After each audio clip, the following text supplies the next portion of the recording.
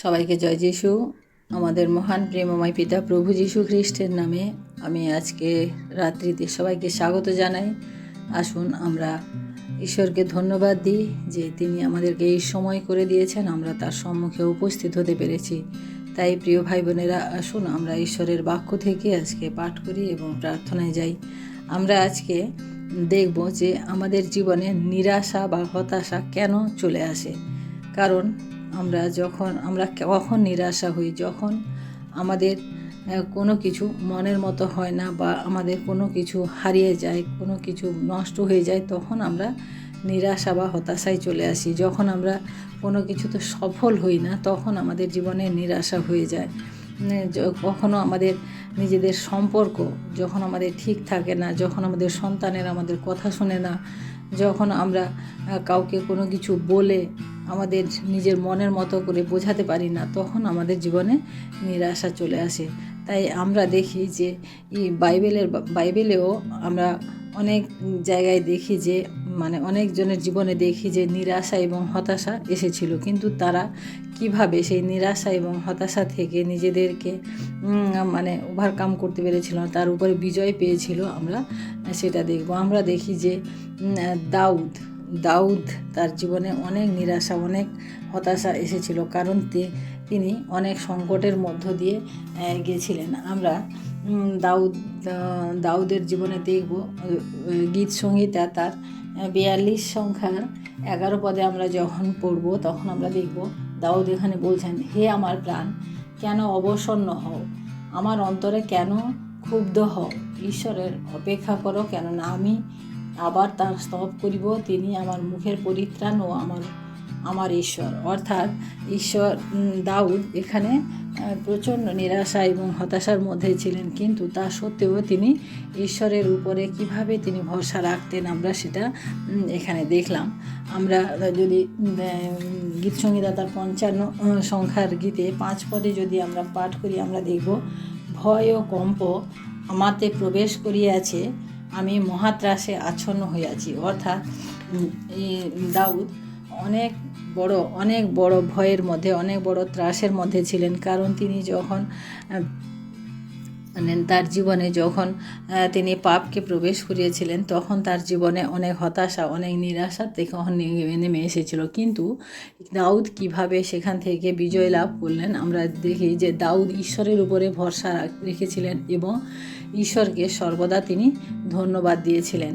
এবং সমস্ত চিন্তার ভার, আমরা দেখি যে সমস্ত চিন্তার ভার দাউদ ঈশ্বরের উপরে তিনি রেখেছিলেন এবং দাউদ ঈশ্বরের সাথে ভরসা রেখে চলতেন। আমরা দেখি যে তিনি তার যে চিন্তার সমস্ত ভার, সমস্ত কিছু তিনি ঈশ্বরের কাছে রাখার জন্য তিনি তাকে সাহায্য চাইতেন। এবং আমরা সর্বোপরি দেখি যে দাউদ তার পাপকে তিনি ঈশ্বরের সামনে তিনি স্বীকার করেছিলেন।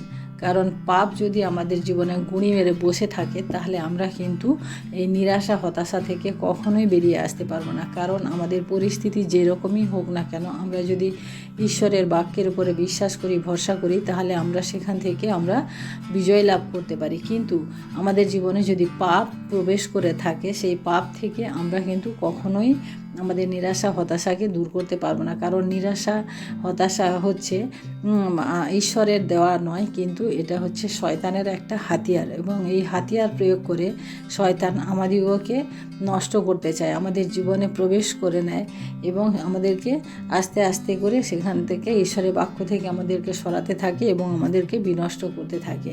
তাই দাউদ যেভাবে দিনের পর দিন, রাতের পর রাত ঈশ্বরের সাথে, ঈশ্বরের সান্নিধ্যে, ঈশ্বরের সঙ্গে থেকে তিনি যেভাবে তাকে ধন্যবাদ এবং প্রার্থনা সহকারে নিজের বিনতি তার কাছে প্রকাশ করতেন, সেইভাবে আমরাও যেন আমাদের সমস্যার সময় আমরা নিরাশা হতাশা না হয়ে, আমরা ডিপ্রেশনে না গিয়ে, আমরা যেন আমাদের ঈশ্বরকে আমাদের মনের কথাগুলো খুলে বলি, ঈশ্বরের সাথে আমাদের মনকে আমাদের শেয়ার করি। কারণ ঈশ্বর ছাড়া আমাদের কোনো উপায় নেই। কারণ আমরা যত সেই সমস্ত বিষয় নিয়ে আমরা ভাববো, যত বেশি আমাদের ভিতরে সেই সমস্ত বিষয় নিয়ে আমাদের ঘুরপাক খাবে, তত বেশি আমরা নিরাশা হতাশার মধ্যে যাব।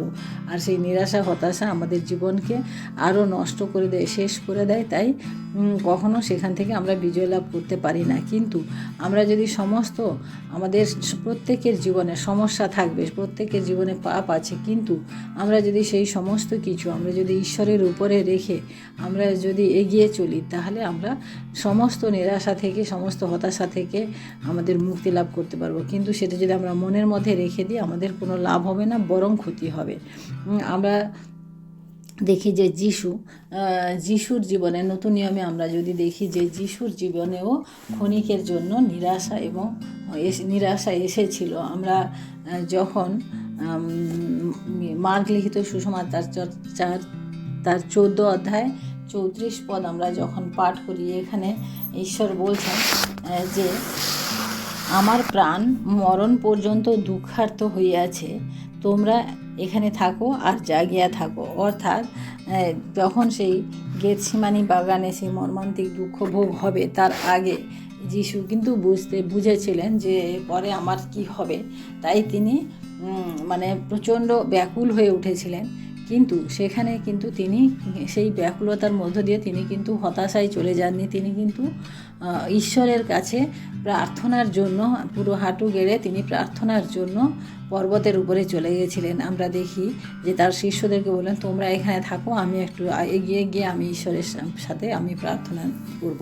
অর্থাৎ আমাদের জীবনের যত ব্যাকুলতা, আমরা দেখি যে যিশুর যে সমস্যা আমরা দেখি যে তিনি বুঝতে পারছেন যে এখনই শত্রুরা এসে তাকে ধরবে এবং তার সাথে কি অত্যাচার হবে সেটা তিনি জানতেন। আমরা যদি সেরকম কিছু জানি, তাহলে আমরা কি করব? আমরা লুকিয়ে যাব, আমরা পালিয়ে যাব, আমরা ভয়ে আমরা কোথাও লুকিয়ে যাব। কিন্তু যিশু তা করেননি। তিনি কিন্তু এই সমস্ত হতাশা নিরাশা থেকে তিনি কিন্তু উদ্ধার পাওয়ার জন্য তিনি ঈশ্বরের কাছে সম্পূর্ণ পিতার কাছে চলে গেছেন এবং তার কাছেই তিনি তার মনের যে ব্যাকুলতাকে সেটাকে তিনি কাটিয়েছেন। কারণ তিনি জানতেন যে এখান থেকে পালানোর নয়, কিন্তু এটাতে সামনা করার জন্য তাকে এই জগতে আসতে হয়েছে। তাই তিনি সেটাই করেছিলেন যেটা ঈশ্বর চেয়েছিলেন। অর্থাৎ প্রিয় ভাই বোনেরা, আমাদের জীবনে যখন নিরাশা এবং হতাশা আসে, তখন আমরা কিন্তু এটাকে কারুর উপরে দোষ বা ঈশ্বরের উপরে আমাদের ঈশ্বর আমার সাথে নেই এরকম আমরা কিছু না করে, আমরা যদি ঈশ্বরের উপরে সমস্ত কিছু ছেড়ে দিই যে প্রভু তোমার ইচ্ছা আমার জীবনে এই সময় সার্থক হোক, এই সময়ে তোমার ইচ্ছাই আমার জীবনে পূর্ণ হোক, আমরা যদি এইভাবে আমরা প্রার্থনা করি, ঈশ্বরের কাছে সমর্পণ করে দিই সমস্ত কিছু, তাহলে তিনি আমাদিগকে সেই সমস্ত থেকে তিনি আমাদিগকে উদ্ধার করবেন। আমরা আর নতুন নিয়মে আরেকজনের জীবন দেখি যে সাধু পৌল যখন জেলখানাতে ছিলেন এবং তার জীবনে যে পরিস্থিতির মধ্য দিয়ে গেছে এবং তিনি যেভাবে তিনি জেলখানায় ছিলেন, সেখানেও তিনি আমরা দেখি দ্বিতীয় করন্থীয় 4 অধ্যায় তার 8 এবং 9 পদ আমরা পাঠ করি, তখন আমরা বুঝতে পারবো যে তিনি ওই নিরাশার সময়, সেই হতাশার সময় তিনি কি করেছিলেন।